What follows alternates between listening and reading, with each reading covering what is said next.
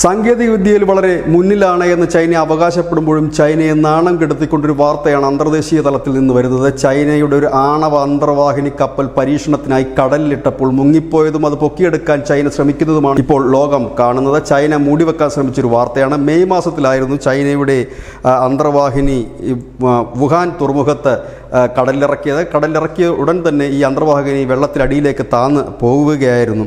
Wuchang കപ്പൽശാല നിർമ്മിച്ച അന്തർവാഹിനിയാണ്. ആണവ പോർമുനകളും ഒപ്പം തന്നെ ആണവായുധങ്ങളും വഹിക്കാൻ ശേഷിയുള്ള ഒരു അന്തർവാഹിനിയാണ്. അതുതന്നെ ഒരു വലിയ അന്തർവാഹിനി, സഹസ്ര കോടികളാണ് ഇതിനു വേണ്ടി ചൈന ചെലവഴിച്ചതും. പക്ഷേ മുങ്ങിപ്പോയ ഈ അന്തർവാഹിനി ക്രെയിനുകൾ ഉപയോഗിച്ച് ചൈന പൊക്കിയെടുക്കാനുള്ള ശ്രമം തുടരുകയാണ്. ഇതുവരെ അതിന് സാധിച്ചിട്ടില്ല എന്നും അമേരിക്കയാണ് ഈ ദൃശ്യങ്ങളടക്കം പുറത്തുവിട്ടത്. കാരണം അമേരിക്കയുടെ സാറ്റലൈറ്റ് ചിത്രങ്ങളും വീഡിയോകളുമാണ് ഇതിനോടകം തന്നെ വൈറലായി മാറിക്കഴിഞ്ഞിരിക്കുന്നു. ചൈന അത് പുറത്ത് വിട്ടിരുന്നില്ല.